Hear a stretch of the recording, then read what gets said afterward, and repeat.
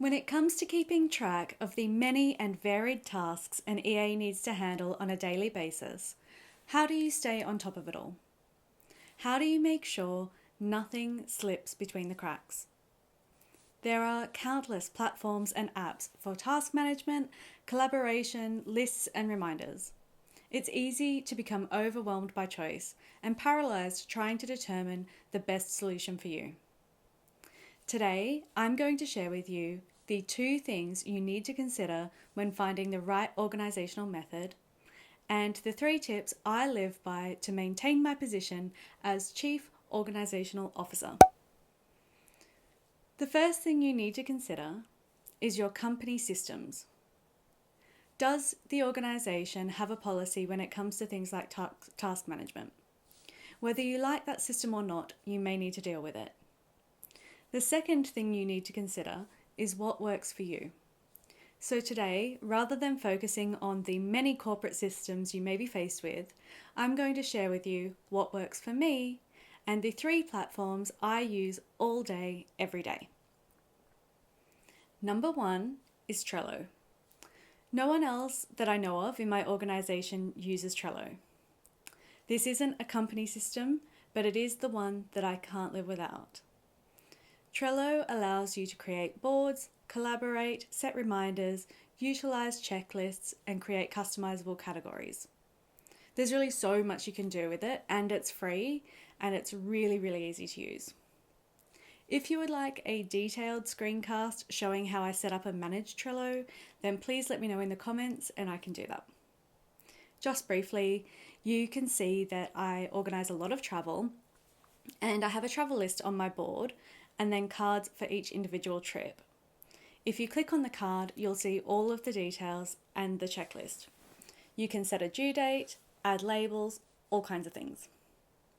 As I said, I am happy to do a detailed video about how I use Trello, so please pop a message in the comments below if that's something you would like to see. The second thing I do to ensure I stay organised is practicing disciplined inbox management. My 3 rules for inbox management are: number 1, the only items allowed to remain in my inbox are items I'm actively working on. For example, a board member has requested a meeting with the CEO and I'm exchanging logistical information with another EA. The most recent email in that thread stays and the others are removed. Once the meeting is confirmed and a calendar invite has been sent, the entire thread is then moved to my done folder. Which brings me to rule number 2. Have a folder for everything. I don't delete emails because I want all emails to be easily searchable. So everything I would normally delete is dragged into the done folder. This keeps my inbox clear and my mind at ease knowing that all emails will remain easily searchable.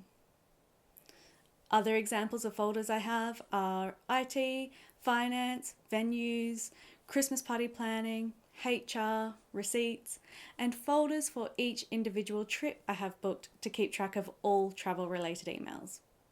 So an example, if my boss is travelling to Paris, I will have a travel subfolder labelled Paris 28 November. In that folder, I'll keep hotel confirmations, flight and train itineraries, conference attendance confirmations, and any other emails relevant to that trip.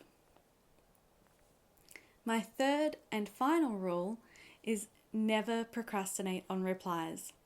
Emails should be responded to within 24 hours and then moved to the relevant folder. This makes rule number 1 super easy to adhere to. The third thing I do every day is check the calendars thoroughly. I check for conflicts, I make sure all calendar items have sufficient information. For example, all of my exec's travel plans go on his calendar. A calendar entry for a flight will contain the booking reference and the e-ticket. An entry related to an Airbnb booking will contain the Airbnb house manual and check-in instructions. So that's it for today. If you have any questions at all, please do pop them in the comments below and I'll respond. And who knows, I may even make a video to answer your question. I would also love to see your comments with your favourite organisational tips and tools, so please do comment, like and subscribe. Until next time, I'll see you in the next video. Bye.